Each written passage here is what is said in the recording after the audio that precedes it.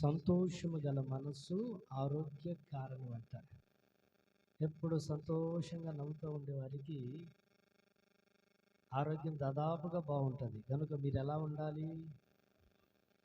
16-11 కీర్తనల్లో ఆయన సన్నిధిలో సంపూర్ణ సంతోషాలు ఉన్నాయి కనుక అవన్నీ మనమే అనుభవించుదుముగాక. ఆమేన్, హల్లెలూయా. కాస్త ఆలస్యమైంది, మన్నించాలి. ఇప్పటివరకు చక్కని మాటలు విన్నారు, సరిపోయింది అనుకుంటున్నాను.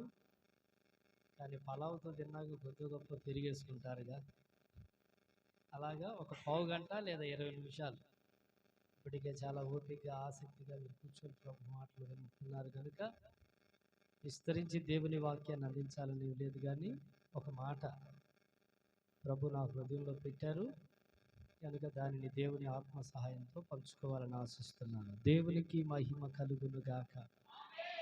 ఆకువాడక ఆత్మఫలములు ఆనందముతో ఫలించనా,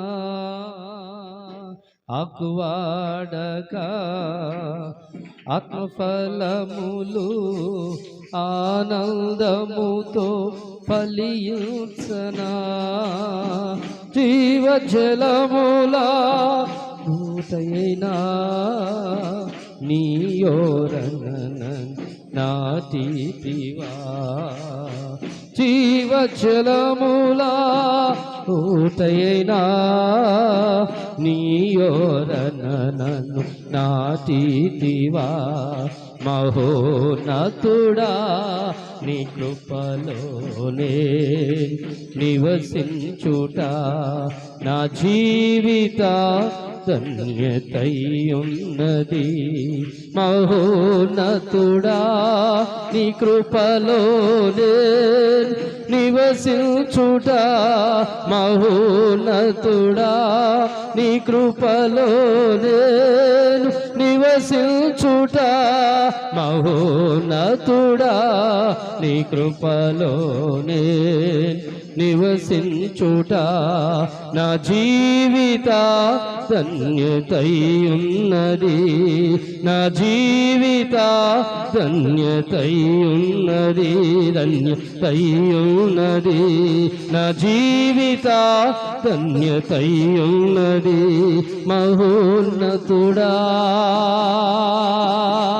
మహోన్నతుడా మహోన్నతుడా మహోన్నతుడా మహోన్నతుడా మహోన్నతుడా.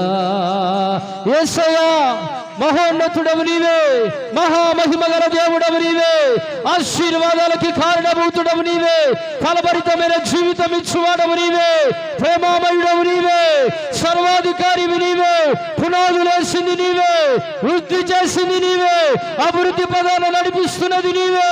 మహిమ నీకేనయ్యా, ఘనత నీకేనయ్యా, ప్రభావము నీకేనయ్యా. యేసయ్యా స్తుతి ఆరాధన, స్తుతి ఆరాధన, స్తుతి ఆరాధన. ఓ రబషరది అలరల రబంతి రబలరల రబసియా లేషకే తెరబన మంతి అలరల రబ. కృప కలుగును గాక, కృప కలుగును గాక, కృప కలుగును గాక.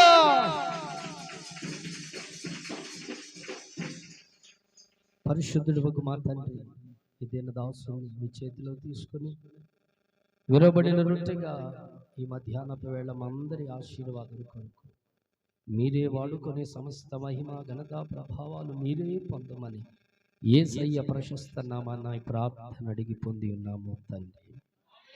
దేవునికి ఒకసారి అందరం సంతోషంగా చప్పట్లు కొడుతూ మహిమ చెల్లిస్తారా? ఈ సంవత్సరంలో ఏ వాగ్దానం చేశారు ప్రభు? ఎవరైనా ధైర్యంగా చెప్పగలరా దేవుడు నా పక్షంగా ఉన్నారని? ఉంటే చెప్పండి మరి. అది ఈ మొక్క చెప్పడానికి మీరు అల్లాడిపోతే నాకంటే నల్లోడు చాలా సందరంగా సంతోషపడుతున్నాడు. వాడు సిగ్గుపడేలాగా ధైర్యంగా చెప్పండి, ప్రభు నా పక్షం ఉన్నాడని ధైర్యంగా చెప్పండి.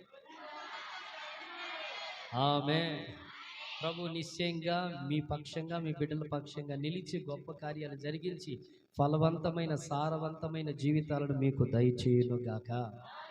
మంచిది ప్రియులారా, మరి ఈ పూట ఆలస్యమైంది కనుక విస్తరించి దేవుని మాటలు పంచుకోవాలని ఏం లేదు, కానీ తర్వాత వేరే కార్యక్రమాలు ఉన్నందున సందేశాన్ని క్లుప్తపరిచి ఒక 20 నిమిషాలు దేవుని వాక్యం విందాం అన్నవాళ్ళు సంతోషంగా ఉంటే స్తోత్రం చెప్పండి. మధ్యలో లేచారా? దేవునికి స్తోత్రం. మంచిది, చదవండి పరిశుద్ధ బైబిల్ గ్రంథంలో నుండి ప్రభు నా హృదయంలోకి తెచ్చిన ఒక తలంపు. సమూయేలు రాసిన 2వ గ్రంథం 9వ అధ్యాయం 13వ వచనం.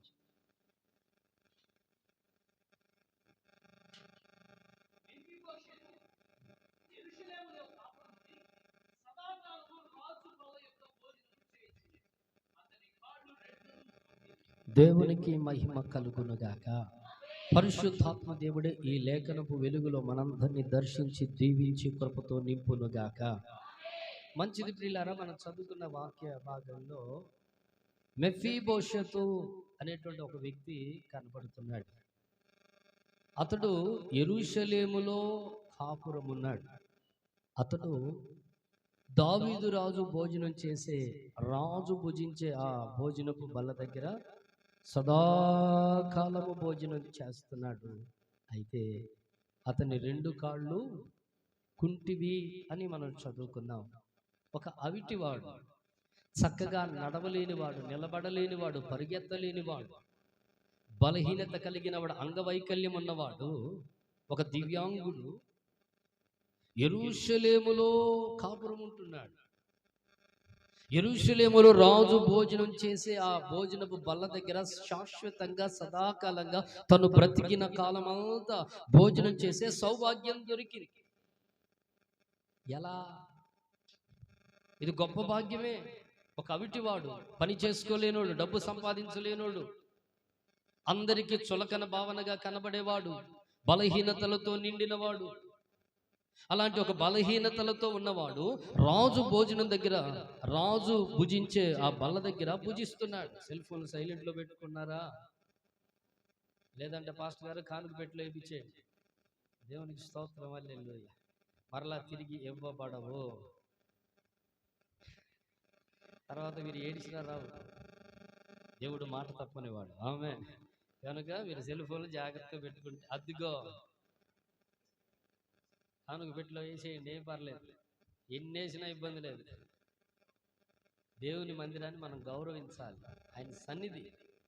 నువ్వు ఎంతగా దేవుని గణపరుస్తావో, అమ్మో దేవుడు ఉన్నాడు, దేవుని సన్నిధి, మందిరం, ప్రభు సంచారం ఉంటుంది ఇక్కడ, ప్రభు కన్నులు ఇక్కడ ఉంటాయి, ప్రభు చెవులు ఇక్కడ ఉంటాయి అని మాట్లాడే మాటల్లో, చూసే చూపులో, నడిచే నడతలో, ఇక్కడ ప్రవర్తించే ప్రవర్తన అంతా చాలా జాగ్రత్తగా, డిసిప్లిన్గా, భయభక్తులతో నువ్వు ఉన్నావనుకో, దేవుడు నిన్ను గణపరచకుండా ఉండడు. ఆమేనండి. నిర్లక్ష్యంగా ఏముంది లేదని సెల్ ఫోన్లు మాట్లాడుకుంటా, అక్కో ఏడగొన్నా విషయరా, ఈ పాపిష్టి సంగతులన్నీ మందిరంలో మాట్లాడేవనుకో, ఏ విధమైన ఆశీర్వాదం రాకపోగా దేవుని కోపం మండే ప్రమాదం ఉంది. కనుక భయభక్తులతో ఉండాలి, సన్నిధి గౌరవించాలి మనం. ఆమేన్. ఇక్కడ దేవుడు ఉన్నాడు. ఆమేన్.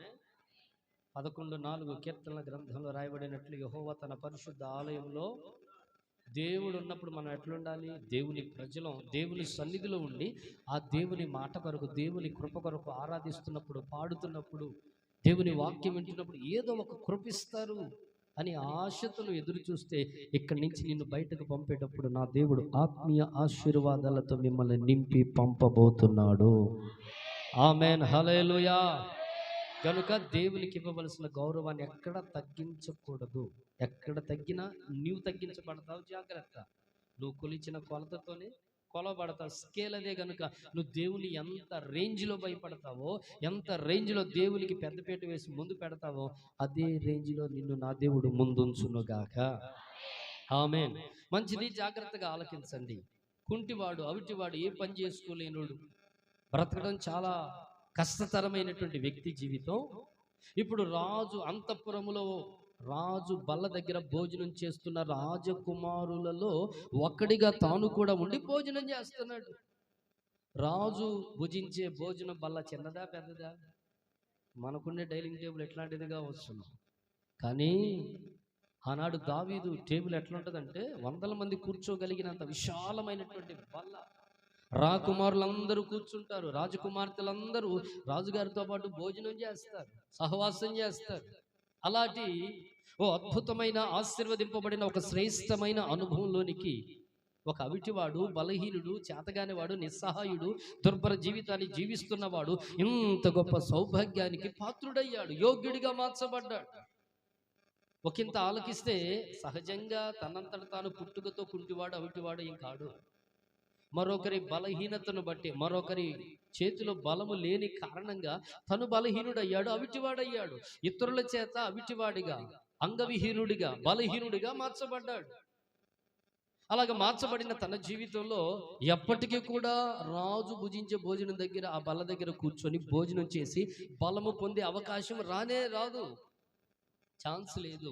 కానీ ఇలాంటి ఒక అభాగ్యుడికి, బలహీనుడికి, పనికిరాని వానికి, అయోగ్యుడిగా ఎంచబడిన వాడికి, ఒక దుర్భర జీవికి, దివ్యాంగునికి అద్భుతమైనటువంటి దివ్య సౌభాగ్యం ఏమిటనంటే రాజుతో కలిసి భోజనం చేసే కృపను దేవుడు మనకిస్తున్నాడు. చప్పట్లు కొట్టి స్తోత్రం చెల్లిస్తారా? ఈ రోజున వాస్తవానికి మానవుని యొక్క బలహీనతలను బట్టి, అపరాధాలు, పాపముల చేత చచ్చిన వారమై ఉండగా ఈ రోజున మనకింతటి సౌభాగ్యం ఎలా కలిగింది? ఆనాడు ఆ భక్తుడు యెరూషలేములో కాపురం ఉన్నాడు. యెరూషలేములో ఎవరుంటారు? దేవుడు కోరుకున్న పట్టణం, దేవుడు నివసించు పట్టణం, దేవుడు ఆశీర్వదించిన పట్టణం, దేవుని సింహాసనం స్థాపించిన పట్టణం యెరూషలేము పట్టణం. అక్కడ సమాధానం ఉంటది, అక్కడ ఆశీర్వాదం ఉంటది, అక్కడ అభివృద్ధి చెందే అనుభవాలు ఉంటాయి, అక్కడ దైవీకమైన నియమాలు అక్కడ ఉంటాయి. అలాంటి యెరూషలేములో సదాకాలం అతడు కాపురం ఉంటున్నాడు. ఎంత గొప్ప భాగ్యం! ఎక్కడో ఊరి బయట, ఎక్కడో తృణీకరించబడి, నిలువ నీడలేక సరైనటువంటి గూడు కూడా లేనివాడు ఇప్పుడు అంతఃపురంలో రాజుగారితో కలిసి భోజనం చేస్తున్నాడు. రాజుగారితో కలిసి అంతఃపురంలోనే, కోటలోనే చక్కటి అంగరంగ వైభవంగా సిద్ధపరిచిన గదిలో, ఆశీర్వాదకరమైనటువంటి నివాస యోగ్యమైన చోట నివసిస్తున్నాడు. యెరూషలేములో నివసిస్తున్నాడు, రాజు దగ్గర భోజనం చేస్తున్నాడు. ఆ మెఫీబోషెతు లాంటి జీవితమే మనది. ఈ పూట ఒకంత దేవుని ఆత్మ సహాయంతో ధ్యానం చేయగలిగితే, ఒక అవిటివాడు, బలహీనుడు, కుంటివాడు, ఎక్కడో ఊరి బయట చిన్న పాకేసుకొని బతకలేక బతుకు నీడుస్తూ, రేపటికి నా పరిస్థితి ఎలాగంటూ చింతల మధ్యలో నలిగిపోతున్న ఒక అభాగ్యుణ్ణి దేవుడు రాజుగారు తినేటువంటి ఆ భోజనపు బల్ల దగ్గరికి చేర్చడమే కాదు, రాజుగారు ఉన్న యెరూషలేము పట్టణములోనే తాను కూడా నివసించేలాగా 2 విధములైన శ్రేష్ఠ ఆశీర్వాదాలని దేవుడు ఒక అభాగ్యుడికి కలుగు చేశాడు. ఆమేన్. ఈ రోజున మన జీవితాలను పరికించి చూస్తూ వాక్య వెలుగులో ఈ మెఫీబోషెతు అంతటి ఆశీర్వాదకరమైన అనుభవంలోకి వెళ్ళడానికి కారణాలు ఏమిటి? బోలెడున్నాయి. 3 కారణాలు ఉన్నాయి. 3 ముక్కలుగా 5 నిమిషాలు పంచుకున్న మాటలు ముగిస్తాను. మీరు సంతోషంగా స్తోత్రం చెబితే చాలు. ఆలోచించి కొంతమంది స్తోత్రం చెబుతున్నారు. హల్లెలూయా. అన్నిటికీ సమయం ఉంది, కానీ పాడేదానికి, ఆరాధించేదానికి, చర్చికి వచ్చేదానికి, ప్రసంగానికి, సమయానికి, అన్నిటికీ సమయం ఉంది, కానీ దేవుని స్తుతించడానికి, ఆరాధించడానికి మాత్రం ఎప్పుడు సమయం లేదు. చప్పట్లు కొడుతూ ఒకసారి ప్రభుకు స్తోత్రం చెల్లిస్తారు. హల్లెలూయా. జాగ్రత్తగా వినండి ప్రియులారా. తను మానవ బలహీనతలను బట్టి బలహీనుడయ్యాడు. ఈ రోజున మన జీవితాల్లో కూడా తండ్రులు చేసిన దోషాన్ని బట్టి అపరాధులమయ్యాం, దోషులమయ్యాం, దేవునికి దూరమయ్యాం, సహవాసానికి దూరమయ్యాం, దేవుని మహిమని కోల్పోయాం, ప్రభావాన్ని కోల్పోయాం, స్వరూపాన్ని కోల్పోయాం. ఏదేను తోటలో ఆదామవ్వలు మన పితరులు చేసిన పాపాన్ని బట్టి మనం కూడా దేవుని ఎదుటికి రాలేని అవిటి వాళ్ళంగా మార్చబడ్డాం. ఎక్కడో దేవుని తోటకు దూరంగా బయట ఉన్నాం. అలాంటి తోట బయట, ఎక్కడో ఊరి బయట నిస్సహాయ స్థితిలో, భోజనం కొరకు ఎదురు చూడాల్సిన దుస్థితిలో, మరొకరి మీద ఆధారపడి బతికే బతుకు కలిగిన మన జీవితాలను కృపగల దేవుడు ఈ రోజున యెరూషలేములో రాజుతో కలిసి భోజనం చేసే గొప్ప భాగ్యములోనికి ప్రభు మనల్ని నడిపించి ఉన్నాడు. చప్పట్లు కొడుతూ ఆయనకు స్తోత్రం చెల్లిస్తారా? వాస్తవానికి అతడు సహజంగా మానవ రీత్యా అతడు కుంటివాడు, అవిటివాడు, బలహీనుడు అక్కడ. కానీ దేవుని కృప ఇప్పుడు రాజు భుజించే బల్ల దగ్గరికి, భోజనం బల్ల దగ్గరకు రాగానే ఇతడు కూడా అక్కడేమో ఊరి బయట ఏమో ఎలాగున్నాడు? అవిటివాడిగా, కుంటివాడిగా, బలహీనుడిగా, బలహీనతల మధ్యలో, దోషాల మధ్యలో అపరాధిగా తీర్చబడిన వాడై ఉన్నాడు. కానీ రాజు బల్ల దగ్గరకు వచ్చేసరికి రాకుమారుల్లో ఒకనిగా కూర్చున్నాడు. చప్పట్లు కొట్టి స్తోత్రం చెల్లిస్తారా? అవిటివాడే రాకుమారుడయ్యాడు. ఎలా? దానికి కారణాలు ఏంటి? 3 ప్రాముఖ్యమైన కారణాలని పరిశుద్ధాత్మ దేవుడు నా హృదయంలో పెట్టాడు. 5 నిమిషాల్లో 15 నిమిషాల్లో ముగిస్తాను. మీరు సంతోషంగా ఒక స్తోత్రం చెప్పండి. ఆకలి అవుతున్న వాళ్ళంతా స్తోత్రం చెప్పండి. వాళ్ళు యథార్థవంతులు. దేవుడు తప్పక మీ ప్రార్థన మనవులు అంగీకరించి త్వరగా ముగించే కృప నాకు దేవుడు ఇచ్చును గాక. చూసారా, అబ్బా మిమ్మల్ని అనాలి అసలు. అవేరంటున్నారు ఎంత ఉద్యోగాలు. వచ్చింది పిల్లారా, సంతోషంగా దేవుని వాక్యాన్ని విందాం. 3 కారణాలు. ఒక అవిటివాడు, బలహీనుడు, తోట బయట ఎక్కడో పారవేయబడి నిస్సహాయ స్థితిలో, ఏ ప్రేమకు నోచుకొని ఏ దిక్కు లేని అనామకుడుగా అభాగ్యుడిగా బ్రతుకుతున్నవాడు రాజు భుజించే బల్ల దగ్గరకు వచ్చాడు. రాజు ఉంటున్నటువంటి ఆ ప్యాలెస్లో బ్రతుకుతున్నాడు. ఎంతటి గొప్ప దీవెనకరమైన జీవితాన్ని జీవించడానికి కారణాలు 3. వాటిని సమయాన్ని బట్టి మీతో పంచుకుంటాను. ఈ రోజున ఆ మెఫీబోషెతు మనమే ఒకనాడు అపరాధాలు, దోషములు, పాపము చేసి ఎఫెసీ 2:1 ప్రకారం మన అపరాధముల చేతను, పాపముల చేతను చచ్చిన వారమై ఉండగా క్రీస్తు తన కృప చేత బ్రతికించాడని వాక్యం చెప్పినట్లు కృప చేత రక్షించాడు. మన నడక సరైనది కాదు, అక్రమ నడక, దుర్మార్గపు నడక, దేవుని సన్నిధికి చేరుకోలేనటువంటి అవిటివారంగా ఉన్న మన జీవితాలని ప్రభు కృపలో దర్శించి మనల్ని బ్రతికింపు చేశాడు. ఈ రోజున ప్రభుతో కలిసి ఆయన శరీరమును తిని రక్తమును తాగే భాగ్యం ఇచ్చాడు. ఆయనతో సహవాసం చేసే కృపిచ్చాడు. ఆయన కనుచూపుల పరిధిలో దాచబడిన వారంగా యెరూషలేములో సమాధానపు నిలయంగా ఉన్న తన కనుచూపుల పరిధిలో బ్రతికే భాగ్యం మనకిచ్చాడు. ఎంతటి భాగ్యం కలగడానికి ఆనాడు మెఫీబోషెతుకి, ఈనాడు మనకి కలగడానికి 3 ప్రాముఖ్యమైన కారణాలు లేఖనపు వెలుగులో చూద్దాం. మొదటిగా సమూయేలు రాసిన 2వ గ్రంథం 9వ అధ్యాయం 3వ వచనం చూడండి.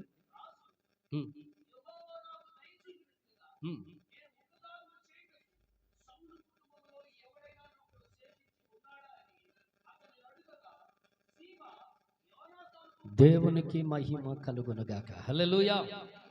ఇక్కడ గమనించండి, దావీదు మహారాజు. దావీదు అంటున్న మాట ఏమిటనంటే, యెహోవా నాకు దయ చూపాడు, గొర్రెలు కాసుకునే వాడిని తీసుకొచ్చి అంతఃపురంలో రాజుగా పెట్టాడు దేవుడు నన్ను. నేను సౌలు కుటుంబానికి సంబంధించిన వ్యక్తుల్లో ఎవరికైనా దయ చూపడానికి, ఉపకారం చూపడానికి ఎవడైనా ఉన్నాడా అని ఎంక్వైరీ స్టార్ట్ చేశాడు భక్తుడు దావీదు. అనగా దావీదు మన ప్రభువైన యేసుక్రీస్తుకు సాదృశ్యంగా ఉన్నారు. ఆయన ఈ పూట నేను దయ చూపడానికి ఎవరైనా ఉన్నారని ఎదురు చూస్తున్నాడు. ఉపకారం చేసేటువంటి మనస్సు మన తండ్రిది. ఆయన యెహోవా అందరికీ ఉపకారి అయి ఉన్నాడు. అందరికీ ప్రభువు, అందరికీ ఉపకారాయన, అందరికీ ఉపకారం చేసేవాడు, మేలు చేసేవాడు. యేసయ్య ఎప్పటికీ ఎవరికి అపకారి కాడు, కానేరడు. ఆమేన్. కానీ క్రైస్తవ్యాన్ని గురించి, క్రీస్తుని గురించి చాలా మంది అనుకుంటారు, ఈ క్రైస్తవ్యం మాకు అపకారిగా ఉన్నది అనుకొని భ్రమపడుతున్నారు. అమాయకులు అనాలి, అజ్ఞానులు అనాలి. నిజంగా మానవత్వం ఉంటే, మేధస్సు ఉంటే, జ్ఞానం ఉంటే, దైవిక జ్ఞానం ఉంటే, పరికించగలిగితే, చూడగలిగితే, ఈ భూమి పుట్టింది మొదలుకొని భారతదేశాన్ని ఒకవేళ పరికించి చూడగలిగినట్లయితే దేశమంతటికి, క్రైస్తవ దేశాలకే కానీ క్రైస్తవం ఎప్పటికీ ఉపకారమే చేసింది, కీడు ఎప్పటికీ చేయలా. ఆ సత్యాన్ని మొదట భారతీయులందరూ గ్రహించగలిగితే ఎంతో ధన్యులుగా మార్చబడతారు. గమనించండి, యేసయ్య అందరికీ ఉపకారి. ఇప్పుడు ఉపకారం చేయాలని తానే ఆశపడుతున్నాడు. ఎవరికి ఉపకారం చేయాలి?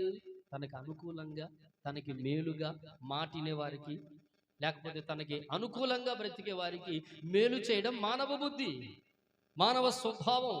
కానీ మన ప్రభు అయిన యేసు క్రీస్తుకున్న సర్వోత్తమమైనటువంటి క్వాలిటీ, స్వభావం ఏమిటనంటే, బలహీనులైన వారు, పాపులుగా ఎంచబడుతున్నవారు, దోషులుగా ఎంచబడుతున్నవారు, అయోగ్యులుగా ఎంచబడుతున్న వారిని దయ చూపటం, ప్రేమ చూపటం దేవుని ఉత్తమమైన లక్షణం. చప్పట్లు కొడుతూ ఆయనకు స్తోత్రం చెల్లిస్తారా? ఈ రోజున దావీదు మెఫీబోషెతుకు దయ చూపాడు. తోట బయట ఉన్నాడు, పనికిరాని వాడుగా ఉన్నాడు, కుంటివాడుగా ఉన్నాడు, రాజు దగ్గరకు రాలేడు, తిండి కోసం ఎదురు చూడాల్సిన దుర్పరిస్థితి. ఏ పూట కా పూట ఎవడన్నా పెడితే తింటానని ఆశతో ఎదురు చూసిన ఒక దౌర్భాగ్యం జీవితం. అలాంటి వాడికి రాజు బల్ల దగ్గర శాశ్వతంగా భోజనం దొరికింది. ఎంతటి భాగ్యం కలగడానికి కారణం రాజు ప్రేమ, రాజు దయ, రాజు కనికరం. ఈ రోజున మనమంతా ఈ సౌభాగ్యానికి పాత్రలు అయ్యామంటే ఏదైనా క్వాలిటీ ఉంది అంటారా? చెప్పుకోదగిన అర్హతలు ఏమైనా ఉన్నాయా? ఇతడు మంచి ప్రార్థనా పరుడని, ఇతడు మంచి మనస్సు కలిగిన వాడని, ఇతనికి దానం చేసే మనస్సు ఉందని ఏదైనా క్వాలిటీని బట్టి దేవుడు మనల్ని రక్షించుకున్నాడా? ఎవరైనా చెప్పండి, నాలో ఈ మంచి గుణాన్ని బట్టి ప్రభు నన్ను రక్షించాడండి అన్నవాళ్ళు ఎవరైనా ఉంటే ఒక మంచి స్తోత్రం చెప్పండి. హల్లెలూయా. దేనికి చెబుతున్నారు అర్థం కావట్లేదు. హల్లెలూయా. ఏంటమ్మా నీలో ఉన్న మంచి గుణం అని అడిగితే పరువు పోతుంది. దేవునికి స్తోత్రం. మన దగ్గర ఏ మంచి లేదు, దుర్మార్గులం, దుష్టులుగా బ్రతుకుతున్నాం, సిలువకు శత్రువులుగా నడుచుకున్నాం. మనం యేసయ్యకు గాయాలు రేపిన వారం, మన పాపాలను బట్టి ఆయనకి సిలువ వేయబడ్డాడు. ఘోరమైన శిక్ష భరించింది మన పాపాలను బట్టే కదా. ఇంతగా ఆయనకి ఆయాసకరంగా బ్రతికిన మనల్ని ఆయన ప్రేమిస్తూనే ఉన్నాడు. ఆమేన్. ఆయన ప్రేమ మనల్ని రక్షించింది, ప్రేమ ప్రభు సన్నిధికి చేర్చింది, ప్రేమ ఆయనతో కలిసి సహవాసం చేయడానికి అవకాశం ఇచ్చింది. యేసయ్య ప్రేమే లేకపోతే, యేసయ్య ప్రేమే నీ మీద చూపకపోతే ఈ రోజు నువ్వు ఉండగలిగే వాడివేనా? ప్రభు సన్నిధికి రాగలిగే వాడివా? ఎంత మాత్రం కాదు. ఆయన ప్రేమ అగాధ సముద్ర జలములైన ఆర్పలేని ప్రేమ. ఏ తల్లి, ఏ తండ్రి, ఏ కుమారుడు, ఏ కుమార్తె, ఏ బంధువులు ఎవడు చూపలేని ఒక దివ్యమైన, అద్భుతమైన, మధురమైన ప్రేమని నా యేసయ్య కలువరి శిలువలో మనందరి కొరకు చూపించాడు. ఆయనకు చప్పట్లు కొడుతూ స్తోత్రం చెల్లిస్తారా? ఆ ప్రేమే ఈ అవిటివాణ్ణి రాజభవనంలోకి తెచ్చింది. నిజంగా ఈ రోజున ఆలోచిస్తే మా బ్రతుకులు కూడా ఒకప్పుడు అవిటి వారం, దేవుని సన్నిధికి రాలేని వారం, పాడైపోయిన వారం. మహోన్నతుడు రాజాది రాజైన ప్రభు మమ్మల్ని ప్రేమించి, పాపములో, దుర్మార్గతలో, దుష్టత్వంలో నశించిపోతున్న మమ్మల్ని ప్రేమించి, పిలిచి, రక్షించి ఈ రోజున ఆయన సన్నిధిలో ఆయనతో కలిసి ఆయన్ని ఆరాధించడానికి, ఆయనతో కలిసి భుజించే గొప్ప భాగ్యాన్ని ప్రభు మాకు ఇచ్చారు. అందును బట్టి ప్రభుకి మహిమ కలుగునుగాక. ఈ అభాగ్యుడికి ఇంతటి సౌభాగ్యానికి కారణం అవిటివాడు రాకుమారుడిగా అందరి మధ్యలో చక్కగా రాజుతో కలిసి భోజనం చేయడానికి గల ఉన్నతమైనటువంటి అనుభవంలోకి రావడానికి ఒక ప్రబలమైన కారణం రాజు ప్రేమ అనండి, రారాజు ప్రేమ అనండి, నా యేసు రాజు ప్రేమ అనండి. ఆ ప్రేమకు సాటి అయిన ప్రేమ ఎక్కడైనా చూసారా? చూడగలరా? భూమి అందించలేని ప్రేమది, ధర అందించలేని ప్రేమది. ఏ భర్త, ఏ భార్య, ఏ పిల్లలు ఎవడు చూపలేని ప్రేమ. ఈ ప్రేమే ఈ రోజున మనం ఈ స్థితికి కారణం. గనుక ఈ స్థితికి వచ్చిన మనం ఆ స్థితిని మర్చిపోదాము అంటారా? విడిచిపెడదామా? చెప్పండి. ఒకప్పుడు ఆ స్థితి ఉన్నది. తోట బయట ఎక్కడో ఉన్నాం. విసిరివేయబడిన జీవితాలు, పారవేయబడిన జీవితాలు, పక్కన పెట్టబడిన బ్రతుకులు, అవిటితనముతో దేవుని సన్నిధికి ధైర్యంగా రాలేని నిస్సహాయ పాపిష్టి బ్రతుకు మనది ఒకనాడు. ఈనాడు దేవుని సన్నిధిలో ధైర్యంగా చేరి ఆయన ఆరాధించడానికి, చేతులెత్తడానికి, తండ్రి, అబ్బా, డాడీ, పిత అంటూ ఆయన నామస్మరణ చేసి ఆయనకు మనవి చేసుకొని ఆయన పాదాలు పట్టుకుని ఇంత గొప్ప భాగ్యం ఇచ్చారు కనుక ఆ స్థితిని మర్చిపోదామా? మర్చిపోవటానికి ఉందా? కృతజ్ఞత లేకపోతే సకల సౌభాగ్యాలు కోల్పోయే ప్రమాదం ఉంది. కృతజ్ఞత కలిగి బ్రతకాలి. ఆ చూపిన ప్రేమకు కృతజ్ఞులమై మనం జీవించాలి. నీవు చూపిన ప్రేమను వత్తదే పచ్చి అబద్ధం అంటాను నేను. పాట అందంగా, అద్భుతంగా, చాలా రాగానికి బాగుంది అని పాడుతున్నారు కానీ ఇట్ట పాడినోళ్ళు ఏదన్నా కాస్త అకో ఆదివారం ఏదో పాస్టర్ గారు పెట్టారు ప్రార్థనలు పోతున్నా కానీ పొలం పనికి వస్తే నీకు 300 ఎగస్ట్రా అవుతుంటే హల్లెలూయా ప్రభువా నీకు వందనాలు, పాస్టర్ గారు గట్టిగా ప్రార్థన చేయి, బలంగా పనిచేయాలని ఆదివారం పోయే భక్తులు లేరు. ప్రేమను మరువనంట. అబ్బా, ఇక్కడ కనపడతలా ఎంత అద్భుతంగా గుర్తుపెట్టుకున్నావో. నిజంగా దేవుని ప్రేమను మరువని దానవైతే ఆయన సన్నిధి కొరకైన ఆకాంక్ష గుండెలో ఉంటుంది. ఆ ప్రభు దగ్గరికి వెళ్ళకుండా, ఆయన పాదాల దగ్గర గడపకుండా, అయ్యో ఇది పునరుత్థాన దినం, నా ప్రభు నేను కొనియాడాలనే తపన నీ అంతరంగంలో రేగుతా ఉంటుంది. ఎన్ని అడ్డంకులు వచ్చినా ఆగో. దైవజనుడు సేవ ప్రారంభ దినాల్లో మాతో కలిసి పరిచర్యలో ఉన్న దినాల్లో ఎక్కడో దూరం నుంచి చదలవాడి నుంచి తెల్లవారుజాము లేచి 8 గంటలకల్లా వచ్చి పరిచర్య చేసి అందరికంటే ముందు వచ్చి అక్కడ స్థానికుల కన్నా వాడిని తప్పు పట్టట్లేదు కానీ స్థానికుల కన్నా ముందుగానే వచ్చి మందిరాన్ని శుభ్రపరిచి నేను వచ్చేసరికి మోకాళ్ళ మీద ఉండి ప్రభు ఆరాధన మంచిగా జరగాలయ్యా, దీవించయ్యా, ఆశీర్వదించయ్యా, ప్రజల్ని నడిపించయ్యా అని భారంతో దేవుని దగ్గర ప్రార్థించే దైవజనుడు. వరకే ఈ స్థానానికి రాలా, వెనక ప్రయాసం ఉంది, కష్టం ఉంది, కన్నీరు ఉంది. ఈ రోజున ప్రేమ గల దేవుడు నీతో మాట్లాడుతున్నాడు. మరి ఇన్ని అనుభవాలు కలిగిన దైవజనుడు నీకున్నాడు కదా, మరి నువ్వేమి నేర్చుకున్నావు? ప్రార్థన నేర్చుకున్నావా? ఆరాధన నేర్చుకున్నావా? విశ్వాసం నేర్చుకున్నావా? ప్రభు సన్నిధిలో ప్రార్థించడం నేర్చుకున్నావా? ఈ మెఫీబోషెతు కృతజ్ఞత కలవాడై దేవుని సన్నిధిని కనబడుతున్నాడు. అయ్యా, చచ్చిన కుక్కలు అంటున్నాయ్యా, నేనే పాటున్నయ్యా, ఎక్కడో అవిటోడిని ఎవడో పట్టెడు అన్నం పెడితే ఎవడో కొరకు ఎదురు చూడాల్సిన దుస్థితి నాకున్నది. ఎవడో పట్టెడు అన్నం పెడతాడు ఎదురు చూసిన రోజులైతే ఇప్పుడు రాజు భుజించే ఆ బల్ల దగ్గర భోజనం చేసే సౌభాగ్యం ఇచ్చావు. చాలు నాయన, ఇంతకంటే నాకు ఇంకేం కావాలి బాబు అంటూ రాజుని దావీదుని కొనియాడుతున్నాడు. మనం కూడా రాజాతిరాజుని యేసయ్యని ఎల్లవేళలో కొనియాడాలి. ఆ ప్రేమకు కృతజ్ఞులమై బ్రతకాలి. ఒంట్లో ఊపిరి ఉన్నంత వరకు, శ్వాస ఉన్నంత వరకు ఆయన ప్రేమను మరిచిపోకుందుము గాక. ఆ ప్రేమే నీ స్థితిని గతిని మార్చింది. ఆ ప్రేమే పాపిని పరిశుద్ధినిగా చేసింది. ఆ ప్రేమే నిన్ను ఆత్మతో నింపింది. ఆ ప్రేమే రక్షణలోకి తెచ్చింది. ఆ ప్రేమే సంఘములోకి నడిపించింది. ఆ ప్రేమే తోట బయట ఉన్న నిన్ను తోటలోకి తెచ్చి ద్రాక్షవనములో అంజూరపు చెట్టుగా తానే నాటుకున్నాడు. ఎంత ప్రేమ గల దేవుడండి! నిజంగా ఆ ప్రేమను రుచి చూస్తే ఇక లోకం నీకు మురికిగా పెంటగా కనబడాలి, అసహించుకోవాలి. చి, నా దేవుని ప్రేమ ఉంది, ఇవన్నీ ఎంత అనిపించాలి. ఇంకా లోకం నీకు టేస్ట్గా స్వీట్గా బా అనిపిస్తుంది అని అంటే నిజంగా యేసయ్య ప్రేమను రుచి చూడలేదు. ఒక పాట ఉంది కదా, ఆనంద్ జయకుమార్ గారి పాట, నీ ప్రేమను రుచి చూచిన వారెవరు వెనుదిరిగి చూడ ఏ నాటికి వెనుదిరిగి చూసే ఛాన్స్ ఉండదు. నిజంగా ప్రేమ నీకుంటే ఆ ప్రేమకి బందీలమైపోతాం, మనం ప్రేమకి ఖైదీలంగా మార్చబడతాం. ఆమె ఆ ప్రేమ మనల్ని బంధించేసింది. నిజంగా ఆలోచించండి, ఆ ప్రేమను తలపోసుకుంటే గుండె నిండుద్దండి. నీకంటే బలవంతులు లేరా, శక్తివంతులు లేరా, జ్ఞానవంతులు లేరా, అందచందాలు కలిగిన వారు లోకంలో లేరా? బోలెడు అంతమంది ఉన్నారు. మనం అంటే ఏందని ఎగరేయటానికి, కాళ్ళు ఎగరేయటానికి ఏమన్నా ఉంది? ఏం లే. కృప అంతే, ప్రేమ అంతే. ఆ ప్రేమయే అయోగ్యులమైన మనల్ని రాజు భోజనం దగ్గరికి, బల్ల దగ్గరికి తీసుకొచ్చింది కనుక ప్రేమే కారణం. ఈ ప్రేమను ఎప్పటికీ మనం మరిచిపోవడానికి లేదు. ఆ సిలువ ప్రేమను ఎల్లప్పుడూ మన కనులెదుట ఉంచుకోవాలి. ఎంతగా ప్రేమించాడంటే ప్రాణం పెట్టునంతగా ప్రేమించాడు. ఒక మాట చెప్పాలని ఇష్టపడుతున్నాను, సమయం మించిపోతుంది కనుక సరే సమయాన్ని బట్టి కొంచెం వేగంగా. రష్యా ప్రాంతంలో ఒక దైవజనుడు చెప్పిన మాట, రష్యా ప్రాంతంలో పెలికాన్ అనేటువంటి ఒక పక్షి ఉంటుంది. ఏం పేరు అది?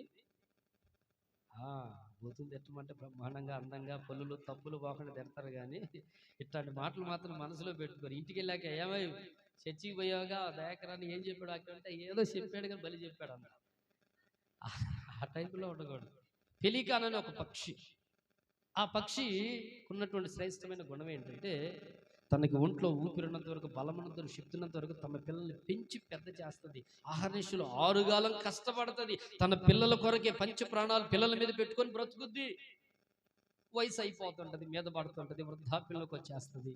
ఇప్పుడు పిల్లలకు సరైన ఆహారం అందించలేని ఒక దయనీయ పరిస్థితి దానికి వస్తుంది. అప్పుడు ఏం చేస్తుంది తెలుసా? తనకున్నటువంటి ఆ ముక్కుతో గుండెకు రంధ్రం చేస్తుంది. గుండెకు రంధ్రం చేసి ఆ గుండె లోపల ప్రవహిస్తున్న రక్తాన్ని తీసి బిడ్డలకి పోస్తుందట, తాగండి నాన్న. రక్తం ఇస్తుంది. ఆ తర్వాత పిల్లలు ఇంకా ఆకలిగా ఉంటే తన దేహంలో ఉన్న మాంసాన్ని కొంచెం కొంచెం తీసి తన మాంసాన్ని తానే పెడుతుంది. ఆ పక్షికి ఉన్నటువంటి అద్భుతమైన సుగుణం. అలా రక్తం ఇచ్చి దేహం ఇచ్చి, రక్తం ఇచ్చి దేహం ఇచ్చి, రక్తం ఇచ్చి దేహం ఇచ్చి కొన్ని రోజులుగా చచ్చిపోతుంది.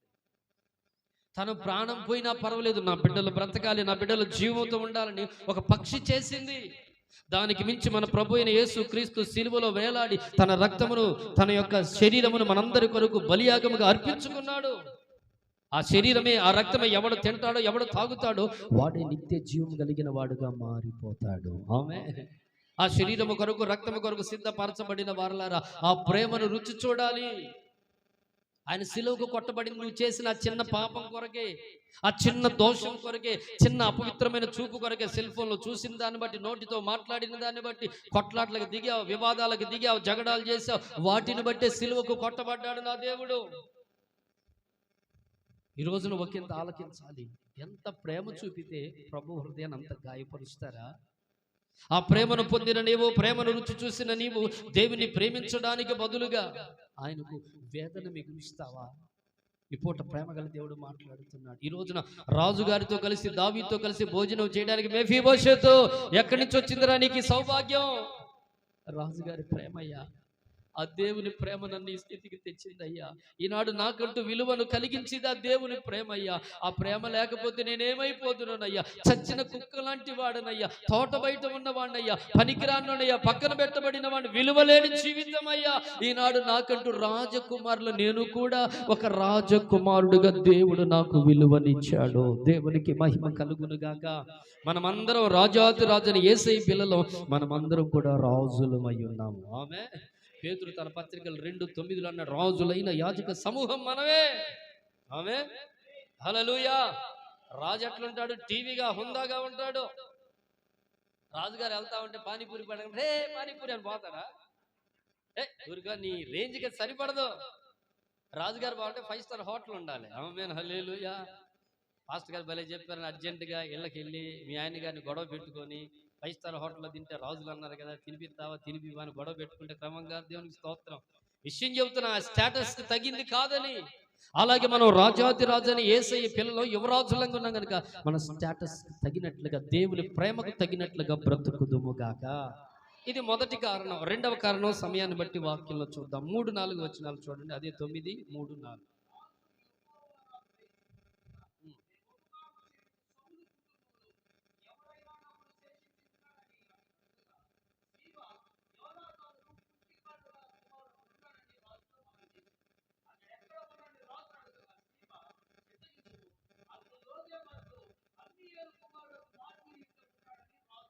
దేవునికి మహిమ కలుగునుగాక. హల్లెలూయా.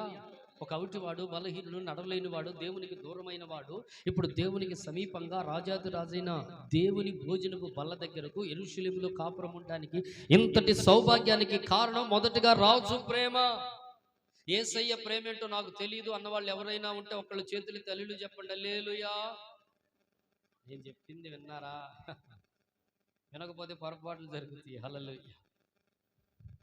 జాగ్రత్తగా యేసయ్య ప్రేమ నేను ఎరగలేదయ్యా, ఆయన ప్రేమ ఎట్లుంటుందో నాకు తెలియదు అన్నవాళ్ళు ఎవరైనా ఉన్నారు ఇక్కడ? హల్లెలూయా. ఎవరు లేరు.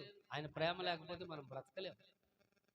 అడవి పువ్వులే నీ ప్రేమ పొందగా, అడవి పువ్వు కూడా ప్రేమ పంచాడు ఆయన. హల్లెలూయా. ఎంత ప్రేమ! సముద్రుడు ఆయన, ప్రేమ సాగర అనేది ఒరకనే కాదు, సముద్రం సాగరం, అంతటి ప్రేమ గలవాడు ఆయన. ఆ ప్రేమే ఈ రోజున నీ స్థితిని, గతిని, పరిస్థితిని మార్చి తనతో కూడా కలిసి ఈ దివ్యమైనటువంటి సహవాసముల సన్నిధిలో బ్రతికే భాగ్యాన్ని ప్రభు కలుగు చేశాడు. ఆ ప్రేమకు మనం ఎల్లప్పుడూ రుణస్థులమై ఉందుముగాక. ఆ ప్రేమకు ఎల్లప్పుడూ దాసోహమై బ్రతుకుదుముగాక. ఆమేన్. రెండవ కారణాన్ని మనం దేవుని వాక్యంలో చూద్దాం. మొదటి కారణం రాజాతి రాజైన యేసయ్య ప్రేమయే కారణం. అంతకు మించిన వేరే కారణాలు లేవు. నీ బలమో, నీ తెలివో, నీ ప్రత్యేకతలో, నీ టాలెంట్స్ ఏవి దేవుని సన్నిధికి తీసుకొని రాలేవు. అది ఎప్పటికీ జరగని పని. తండ్రి ఆకర్షిస్తేనే ఆయన దగ్గరికి వస్తామని లేఖనం చెప్తుంది. రెండవ కారణం ఏంటంటే, దావీదు అడిగాడు, అబ్బాయ్ ఎవడైనా సౌలు కుమారుల్లో నేను ఉపకారం చేయడానికి ఉన్నాడా అని అడిగితే సీబా అనేవాడు చెప్తున్నాడు, అయ్యా ఒకడున్నాడు, మెఫీబోషెత్ అనేవాడు. ఓకే, ఆ మెఫీబోషెత్ ఎక్కడున్నాడు అని అడిగితే ఆ సీబాకి సమాచారం తెలుసు. ఏమని? ఎక్కడున్నాడు? మాకీరేంటున్నాడు. ఇంకా అమ్మియేలు కుమారుడు మాకీరు ఇంటి దగ్గర అతడున్నాడు. అతడు నివసించే ఆ కేర్ ఆఫ్ అడ్రస్ అంతా ఎవరికి తెలుసు? సీబాకి తెలుసు. సీబా అనండి. సీబా అనేవాడు సౌలుకి పనివాడు. సౌలు రాజుగా ఉన్నప్పుడు సౌలు దగ్గర పనిచేస్తున్నాడు. ఆ సౌలు కుమారుడు మనవడు గనుక, యోనాతాను కుమారుడు మెఫీబోషెత్ గనుక అతడు తన యజమాని పిల్లలు కూర్చుని ఒక దృష్టి కలిగిన వాడు. వాళ్ళు ఎక్కడుంటున్నారు, వారు తింటున్నారా లేదా, వారి యోగక్షేమాలు ఏంటంటూ ఒక ఆలోచన కలిగిన వాడుగా ఉన్నాడు. ఏమీ చేయలేకపోయినా అయ్యయ్యో పాపం ఇలాంటి పరిస్థితుల్లో ఉన్నారనంటూ వారిని గురించి ఒకంత చింతపడేవారు, ఆలోచించేవారు ఉన్నాడు. అతని పేరు సీబా. అతడు పనివాడు.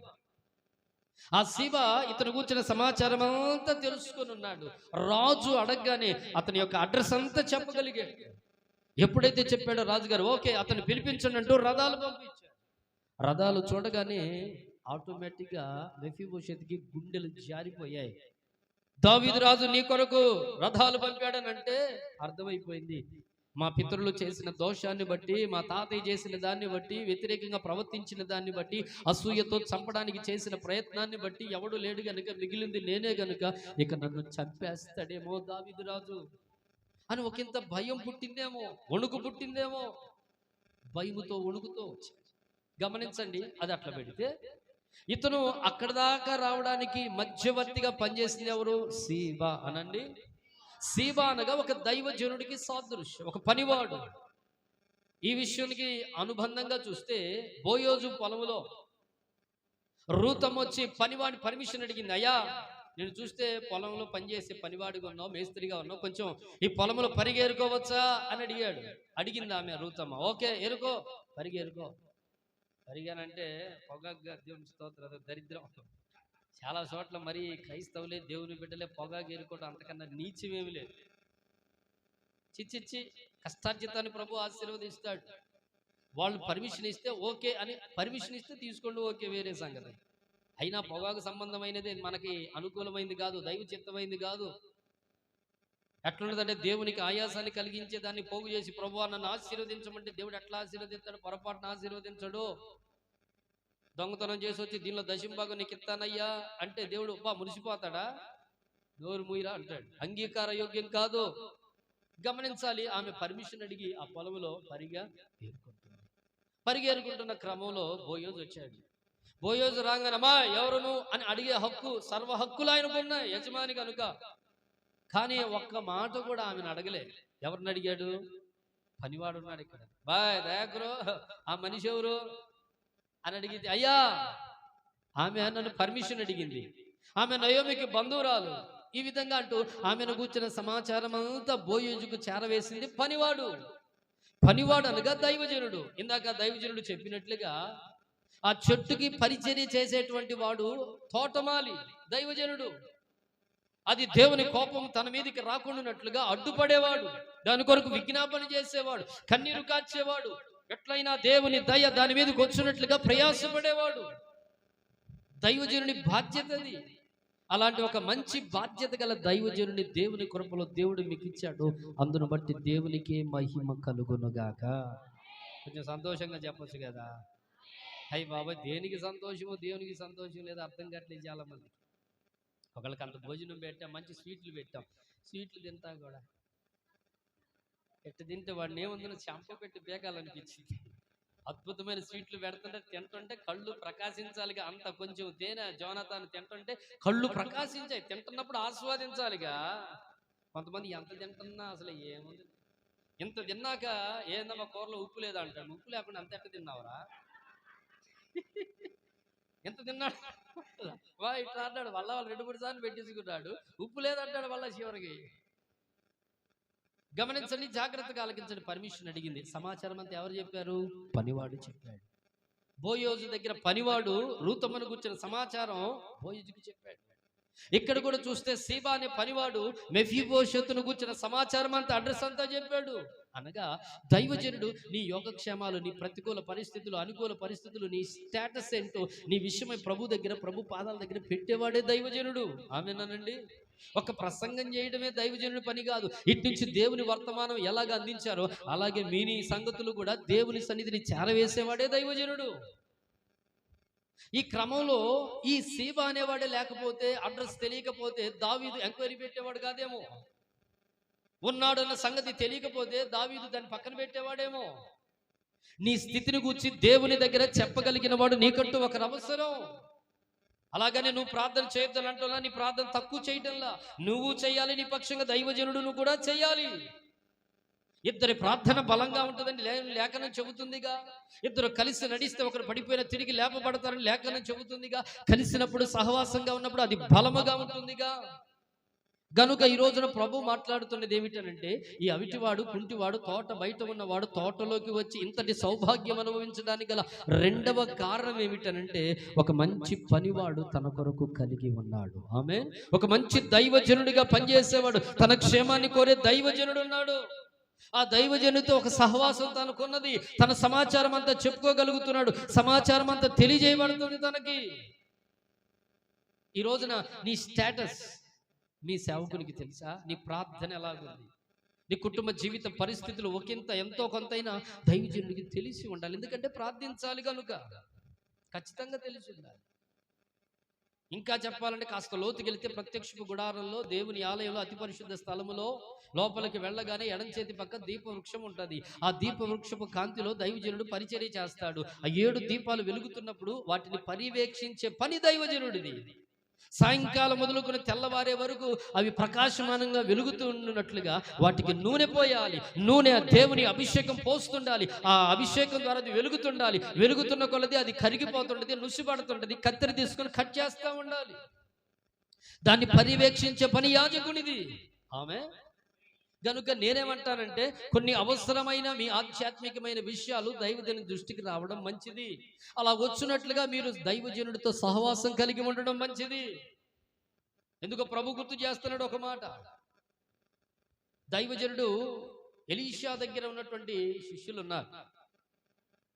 వాళ్ళు ఈ స్థలం మాకు ఇరుగ్గా ఉందయ్యా, మేము దూరానికి వెళ్ళి చెట్లు నరిగి పెద్ద పాక వేద్దాం అనుకున్నారు. ఆ పని చేయడానికి దైవజనుడా నువ్వు రావాలి అని కోరుకున్నారు. నేను ఎందుకులో పోయిరండి రా, ప్రార్థన చేస్తాను. కాదు కదయ్యో, నువ్వు ఉండాల్సిందే మాతో కూడా అని పట్టుబట్టారు. సరే మీరు రమ్మంటున్నారు గనక, కోరుకున్నారు గనక వస్తా పదా అంటూ వాళ్ళతో పాటు వెళ్ళాడు. ఒకడు గొడ్డలి తీసుకొని చెట్టు నరుగుతున్నాడు. గొడ్డలి ఊడిపోయింది, నీళ్లలో పడింది, యోర్ధాన్లో పడింది, మునిగిపోయింది. ఇతడు ఏడుస్తున్నాడు, అయ్యా దైవజనుడా అది ఎరువు తెచ్చింది నాది కాదయ్యా, అది నేను మరలా కట్టాలంటే నా వల్ల కాదు, నన్ను వాడు జప్తు చేసుకుంటాడేమో, నా బతుకు పాడైపోద్దేమోనని కన్నీరు మున్నీరుగా ఏడుస్తున్నాడు. దైవజనుడిని పిలిచినందుకు, దైవజనుడిని రమ్మన్నందుకు దైవజనుడు వెంటనే బుద్ధి లేనాడా, ఎందుకు తెచ్చుకున్నావు, ఎందుకు ఈ పని చేస్తున్నావు ఒక మాట అనకుండా, అది దోషమైనా విధేయత ఉన్నప్పటికీ ఎరిగినప్పటికీ ఒక్క మాట అనకుండా, నేరం ఎంచకుండా, ఎక్కడ పడిందో చెప్పు, ఎక్కడ కోల్పోయావో చెప్పు, ఎక్కడ నీ ఆధ్యాత్మిక అనుభవాలు కోల్పోయావు, ఎక్కడ పదునైన నీ ప్రార్థన, పదునైన విశ్వాసం, పదునైన ఆరాధన, పదునైన పరిచర్య జీవితం ఎక్కడ కోల్పోయావు, ఏ ఆశ దగ్గర కోల్పోయావు, ఏ తలంపుల దగ్గర కోల్పోయావు, ఏ వ్యక్తి దగ్గర కోల్పోయావు, రెక్టిఫై చేసుకో, కనుక్కో. ఇక్కడ కోల్పోయానయ్యా అన్నాడు. ఓకే అంటూ వెంటనే కొమ్మను నరికాడు. ఆ కొమ్మ మన ప్రభు అయిన యేసుక్రీస్తుకు ముంగుర్తిగా ఉంది. యేసు ప్రభు వారి యొక్క సాదృశ్యంగా ఉన్న కొమ్మని ఎక్కడైతే గొడ్డలు మునిగిపోయిందో అక్కడ కొమ్మ వేయగానే ఈ కొమ్మ అడుక్కెళ్ళి మునిగిపోయిన గొడ్డల్ని కొమ్మ పైకి తెచ్చింది. చప్పట్లు కొట్టి స్తోత్రం చెల్లిస్తారా? నా యేసయ్య కొమ్మగా ఉన్నాడు. మీ జీవితంలో ఎక్కడ మునిగిపోయినా సరే తిరిగి పైకి తీసుకొని రాగలడు. అయితే ఒక మాట, మీతో పాటు ఆ దైవజనుడు ఉంటేనేగా కొమ్మ నరికేది, నరికితేనేగా అందులో వేయగలిగేది, వేయగలిగితేనేగా పైకి తేలేది, పైకి తేలితేనే కదా దాన్ని పట్టుకోమని దైవజనుడు చెప్పగలిగేది. దైవజనుడు అవసరం. దైవజనుడిని గౌరవించాలి, గణపరచాలి, కానీ ఆరాధించకూడదు. అర్థమవుతుంది నా మాటలు? దైవజనుడు ఆరాధనకు అర్హుడు కాడు, కానీ ఘనతకి పాత్రుడు. దైవజనుని నమ్మదగిన వాడని దేవుని వాక్యం చెప్పు. దినవృత్తాంతాలు 20:20 ఇంటికి చదువుకోండి. యెహోవాని నమ్ముకొనుడి అప్పుడు మీరు కృతార్థులగుదురు, యెహోవాని నమ్ముకొనుడి అప్పుడు మీరు వర్ధిల్లుతారు, ఆయన ప్రవక్తలు నమ్ముకొనుడి అప్పుడు మీరు కృతార్థులవుతారు, సక్సెస్ అవుతారు, విజయాన్ని సాధిస్తారు అని వాక్యంలో రాయబడింది. గనుక ఈ సీబా అనేవాడే లేకపోతే ఈ మెఫీబోషెతు స్థితి ఏమగునో కదా? అవునా కాదా? అవునా కాదు చెప్పండి ఒక మాట. సీరియస్గా చూస్తున్నారు చాలా మంది. కోపంగా ఉన్న వాళ్ళంతా హల్లెలూయా చెప్పండి. హల్లెలూయా. చాలా వందనాలమ్మా. మీ కోపాన్ని బట్టి అన్ని జేబులో చేసుకుంటున్నారు. దేవునికి స్తోత్రం. ఏం చేస్తాం పాపం. నా సేవకుడు తప్ప ఎవడు గుడ్డోడు, నా సేవకుడు తప్ప ఎవడు మోని అని ప్రభు చెప్పాడు కనుక అన్ని మాకే. దేవునికి స్తోత్రం. హల్లెలూయా. చెప్పకపోతే ఆయన కోపం, చెబితే మీ కోపం. మధ్యలో దేవునికి స్తోత్రం. మధ్యవర్తులం కదా, అంతే మరి. గనుక సీబా అనేవాడు ఒక పనివాడు, ఒక దైవజనుడు నీ పక్షంగా ప్రార్థించేవాడు అవసరం, అంతే. అలాగ ప్రార్థించినప్పుడు దేవుడు మీ పక్షంగా కార్యాలు చేస్తాడు. మీ ప్రార్థనకి కార్యాలు చేయడని నేను చెప్పడం లేదు. దైవజనుల ప్రార్థన కూడా ముమ్మాటికి అవసరం. ఆమేన్. హల్లెలూయా. కనుక కొందరికి భావన ఉంటుంది, నేను ప్రార్థనా పరుడు కదా, ప్రార్థనా పరురాలు కదా, నేను ప్రార్థిస్తే దేవుడు ఏదైనా చేసేస్తాడు కదా, ఇక సేవకుడు, సంఘం, ఉపదేశం ఏం అక్కర్లేదు అనుకునేవారు లేకపోలేదు సమాజంలో. అది అమాయకత్వం, అజ్ఞానం. ఒంటరివాడు పడిపోతాడు, నో డౌట్. సహవాసంలో ఉన్నప్పుడే క్షేమాధారం. అది నీవు బలపడతావు, స్థిరపడతావు, దేవుని మహిమకి సిద్ధపడతావు. ఇది దేవుని ప్రణాళిక, ఉపదేశ క్రమం కదా అది. 12 మధ్యలో ఉన్నాడు, ఒకడేమయ్యాడు, ఉరే పెట్టుకుని పోయాడు. 11 మందిలో ఒకడేమయ్యాడు, యేసు ప్రభు పునరుద్ధానుడు అయ్యాక తోమా అనేవాడు, ఇంకెందుకురా భక్తి, ఇంకెందుకురా ప్రభు, ఇంకెందుకురా మరలా కలిసి ఉన్నారు, ఇంకెందుకురా సహవాసం, దర్జాగా నేను షికారు చేస్తాను, దర్జాగా వెళ్ళిపోయాడు. ఆదివారం ఏ వారం అక్కడక్కడ ఉంటారు. ఆదివారం షికారు చేసేవాడు, ఆదివారమే పెళ్ళిళ్ళు, ఆదివారమే ఎన్నెన్నో వింత వింత కార్యక్రమాలు. అడిగేవాడు లేడని భయం లేక దేవునికి స్తోత్రం హల్లెలూయా. గమనించండి, ముగింపుకు తెస్తున్నాను. పనివాడు అవసరం. పనివాడు నీ పక్షంగా విజ్ఞాపన చేసినప్పుడే దేవుని కార్యాలు సంపూర్ణమవుతాయని లేఖనాన్ని బట్టి చెప్తున్నాను. గనుక సీబా అనే వాణిని బట్టి ఈ సౌభాగ్యం కలిగింది. నీ పక్షంగా మధ్యవర్తిగా బాధ్యతగా మీ మీద లెక్క అప్పచెప్పవలసిన వారు మీ సేవకుడే. ఆమేనండి. మీ సేవకుడు ఏం చేయాలి? మీరైతే మీ గురించి మాత్రమే లెక్క చెప్పుకుంటారు. ఇప్పుడు అయ్యగారి గురించి లెక్క చెప్పుకుంటూ మీ గురించి లెక్క దేవునికి చెప్పాలి. అయ్యా మార్తక్కయ్యా, మరియమ్మక్కయ్యా, అయ్యా ఫలానా సహోదరుడయ్యా, అయ్యా రమేష్ అన్నయ్య, కుటుంబం అయ్యా, జ్ఞాపకం చేసుకోయ్యా, పిల్లలయ్యా అని వీరి విషయమే అనునిత్యం చేస్తున్న ప్రార్థనలన్నిటినీ దేవుని సన్నిధిలో లెక్క చెప్పాలి. వారు పై నాయకులు, విశ్వాస గృహానికి చేరిన వారు, వారికి కావలసినటువంటి క్షేమ స్థితిని మీరు చూడాల్సిన బాధ్యత మీకు ఉంది. ఆత్మ సంబంధమైన కొరతలని తీర్చే పని దైవజనుడిది, భౌతిక పరమైన అక్కను తీర్చే పని సంఘానిది. ఆమె హల్లెలూయా. ఆత్మ సంబంధమైన మీలో విత్తారు, భౌతిక సంబంధమైన కోసుకోవడం గొప్ప విషయమేమి కాదన్నాడు పౌలు గారు. గనుక పనివాడు నీ క్షేమం కొరకు ప్రయాసపడేవాడు. ఆమె తోటమాలి ఉన్నాడు గనుకనే ఆయుష్కాలం పొడిగించబడ్డది. తోటమాలి ఉన్నాడు గనుకనే గొడ్డలి దెబ్బ తగలకుండా తప్పించబడ్డది. తోటమాలి ఉన్నాడు గనుకనే ఫలించేలాగా కృషి చేశాడు. తోటమాలి కావాలా వద్దా? యజమానుడు ఒక్కడుంటే సరిపోద్దా? దేవుడు నియమించిన క్రమం, చట్టం, పద్ధతి, విధానం అది. గనుక నీ పక్షంగా దేవునికి విన్నవించుకునేవాడు, విజ్ఞాపన చేసేవాడే ఒక సేవ, ఒక దైవజనుడు. అలాంటి బాధ్యత గల దైవజనుని కలిగి ఉన్నందుకు మీరెంతైనా ధన్యులు. కొంచెం నవ్వుతా చెప్పండి. అయ్యి బాబాయ్ మిమ్మల్ని అడుక్కోవడమే సరిపోయింది. అడుగుడు ఇవ్వండి, వెదకుడు దొరుకును అన్నట్టుగా ఏదన్నా వాగ్దానం చేస్తే స్తోత్రం చెబుతాను అన్నట్టు చూస్తున్నారు. హల్లెలూయా. అలిసిపోతున్నారు మీరు. హల్లెలూయా. చివరిగా ఒక మాట చెప్పి ముగించేస్తాను. అదేమిటనంటే 9వ అధ్యాయం 7వ వచనం చూడండి. చివరిగా ఒక్క మాట. ఇప్పటికే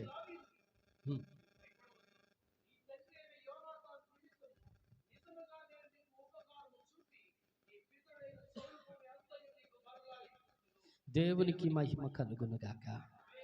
ఒక అవిటివాడు, తోట బయట ఉన్నవాడు, పనికిరానుడు, దూరస్తుడిగా ఉన్నవాడు, పట్టెడన్నం కోసం ఆకలితో ఎదురు చూపులు చూచేటువంటి ఒక దౌర్భాగ్యపు జీవితం కలిగిన ఒక దివ్యాంగుడు, కుంటివాడు, అవిటివాడు రాజకుమారునిగా రాజు భుజించే బల్ల దగ్గర భోజనం చేస్తూ రాజు ఉండే ప్యాలెస్ లో బ్రతకడానికి ఇంతటి సౌభాగ్యం ఓ మెఫీబోషెతు నీకు ఎలాగొచ్చింది? అయ్యా అంత రాజు దయ, రాజు ప్రేమ, యేసయ్య ప్రేమే నన్ను ఈ స్థితికి తెచ్చింది, యేసయ్య కృపే అంటూ దేవుణ్ణి కనపరుస్తుంది. రెండవ కారణం, అయ్యా ఈ సీబా పనివాడిగా ఉన్నాడు, దైవజనుడిగా ఉన్నాడు, నా క్షేమాన్ని కోరాడు, రాజు దగ్గరికి వర్తమానం తీసుకెళ్ళాడు, నా డేటా అంతా చెప్పాడు, నేను ఎక్కడుంటున్నాను, నా స్థితి ఏమిటో, నా పరిస్థితి ఏమిటో రాజుగారికి అయితే ఏమీ తెలియదు, కానీ సమస్తము చేరవేసింది ఈ దైవజనుడే. ఈ దైవజనుడి దయ, మొదట రాజు దయ, రాజు ప్రేమ, ఇప్పుడు దైవజనుడి ప్రేమ, దైవీకమైన ప్రేమ. అది దేవుని మనస్సు గనుక, దేవుని ప్రేమ గనుక తనని రాజు దగ్గరికి చేర్చి. మూడవ కారణాన్ని వాక్యంలో చదువుకున్నాం. దావీదే చెప్తున్నాడు, రాజు ఎందుకు దయ చూపుతున్నాడట? నీ తండ్రి ఉన్నాడే యోనాతాను, జోనాతాను నిమిత్తమై నేను నీ మీద ప్రేమను, ఉపకారాన్ని చూపిస్తానయ్యా. మూడవ కారణం ఇదే. వాళ్ళ తండ్రి యోనాతానును బట్టి కుమారుడు కుంటివాడు, అవిటివాడు, తోట బయట ఉన్నవాడు రాకుమారునిగా రాజ స్థానంలోకి రావడానికి కారణం ఏమిటంటే తండ్రి. యోనాతాను దావీదుతో కూడినటువంటి అనుబంధాన్ని బట్టి, దావీదుతో చేసిన ఒక వడంబడిక, తీర్మానం, ప్రమాణం, నిబంధనను బట్టి. ఆమె తండ్రులారా, ఓ తల్లులారా, మీరు యేసయ్యతో చేసుకున్న శ్రేష్టమైన దివ్యమైన నిబంధనను బట్టి రాబోతున్న మీ పిల్లలకు ఒక మంచి భవిష్యత్తు కలుగుద్దని దేవుని వాక్యం ద్వారా సూటిగా దేవుని పేరట మీకు తెలియచేస్తున్నాను. ఆమె మిమ్మల్ని బట్టి, తల్లిదండ్రులను బట్టి బిడ్డలకు ఒక మంచి భవిష్యత్తు కలుగుద్ది. యోనాతానే దావీదుని ప్రేమించకుండా, దావీదుతో నిబంధన చేయకుండా ఉన్నట్లయితే ఎప్పటికీ కుంటివాడిగా మిగిలిపోయేవాడు, ఎప్పటికీ తోట బయట ఉండేవాడు, ఎప్పటికీ తన జీవితం చరిత్రలో రాయబడేది కాదు, పేరు మరుగైపోయేదే, అభాగ్యుడిగా చరిత్రలో మిగిలిపోయేవాడే, శూన్యంగా తన జీవితం ఉండిపోయేది. అలాంటి ఒక అభాగ్యుడు శూన్యములో ఉన్నటువంటి తన బ్రతుకుని దేవుడు సర్వసమృద్ధిలోకి నడిపించడానికి ప్రబలమైన కారణం వాళ్ళ తండ్రి యోనాతాను. నువ్వు కూడా తండ్రివేగా, నువ్వు కూడా తల్లివేగా, మరి యేసయ్యతో ఏదైనా ఒక మంచి నిబంధన చేసావా? యేసయ్య కలువరి సిలువలో రక్తము చిందించాక, అప్పగించబడిన రాత్రి ఆయన భోజనంగా శరీరాన్ని అప్పగించాక రొట్టె ఇచ్చిన తరువాత ఆయన ఏమంటాడో తెలుసా? ఒక క్రొత్త పాత్రను ఎత్తుకొని, ఇది క్రొత్త నిబంధన సంబంధముకు మీ కొరకు చిందించబడుతున్న నా రక్తం అన్నాడు. రక్తము చేత నిబంధన చేశాడు. నీవు కూడా దేవునితో బలి అర్పణతో ఒక నిబంధనలోకి రావాలి. కన్నులతో నిబంధన, చేతులతో నిబంధన, కాళ్ళతో నిబంధన, దేహముతో ఒక నిబంధనలోనికి రావాలి. ఈ కన్నులతో కన్యకను అపవిత్రంగా నేను ఎలా చూసేది అన్నాడు యోబు 31లో. నిబంధనలోనికి రావాలి. నిబంధన లేనివాడు క్రైస్తవుడు కాడు. నిబంధన కలిగిన వాడే ఆశీర్వదింపబడ్డవాడు. నిబంధన చెయ్యబడిన వారినే దేవుడు ఉన్నతమైన సహవాసంలో నిలిపి ఆశీర్వదిస్తారు. ఆమేన్ అనండి. నిబంధనలోకి రావాలి. నీవు తండ్రిని చేసిన నిబంధన బిడ్డలకి దీవెనగా ఉంది. ఇప్పుడు నువ్వు చేస్తున్నావే ఓ తల్లి తండ్రి, దేవునితో నిబంధన, యేసయ్యతో నిబంధన. నా బ్రతుకు దినములన్నిట నా ప్రభుని ఆరాధిస్తాను. నా బ్రతుకు దినములన్నిట దేవుని నమ్ముకుంటాను. నా బ్రతుకు దినములన్నిట లోకాన్ని ఆశించను. నా బ్రతుకు దినములన్నిట ఈ కన్నులతో అపవిత్రతని చూడను. నా బ్రతుకు దినములన్నిట ఈ చేతులతో అపవిత్రతని తాకను. చుట్టైన బీడీలు, సిగరెట్లు, అపవిత్రమైనటువంటి వాటిని తాకను, ముట్టను అని చేతులతో ఒక నిబంధన ఎప్పుడైతే నువ్వు చేస్తావో, నీవు చేసిన నిబంధన నీతోనే కాదు, నీ తరువాత తరాల వారు, ఒకవేళ వారు బలహీనులైన అవిటి వారిగా కనబడ్డ, దేవుని సన్నిధికి రాలేని వారిగా ఉన్నప్పటికీ తండ్రిగా నువ్వు చేసిన నిబంధన నీ పిల్లలకి ఆశీర్వాదంగా నా దేవుడు మార్చునుగాక. నిర్గమాకాండ గ్రంథం 20:5-6 వచనాల్లో ధర్మశాస్త్రం ఇస్తూ ప్రభు చెప్పింది అదే. ఏ తల్లిదండ్రులైతే నన్ను ప్రేమిస్తారో, నా కట్టడల విధుల్లో గైకొంటారో, వారి పిల్లల పిల్లల పిల్లల 1000 తరాల వరకు కరుణిస్తాను. చప్పట్లు కొట్టి స్తోత్రం చెల్లిస్తారా? ఏ తల్లిదండ్రులైతే నన్ను ప్రేమించారో, నా ఆజ్ఞల కట్టడల విధులను లోబడరో, వాళ్ళు చేసిన దోషాన్ని కొలిచి వాళ్ళ పిల్లల పిల్లల పిల్లల 4 తరాలు పిల్లల ఒళ్ళో పోస్తానని ప్రభు అన్నారు. గనుక నీ పిల్లలకు ఆశీర్వాదం ఇచ్చేది నీవే, దోషాన్ని కూడా ఇవ్వగలిగినది నీవే. నీ చేతిలోనే ఉంది. ఓ తండ్రి తల్లి, నువ్వు చేసిన నిబంధన నీ పిల్లలకు ఆశీర్వాదంగా ఉంటది. నువ్వు జీవించే భక్తి జీవితం నీతో పోదు నీ పిల్లలకి దీవెనకరంగా ఉంటది.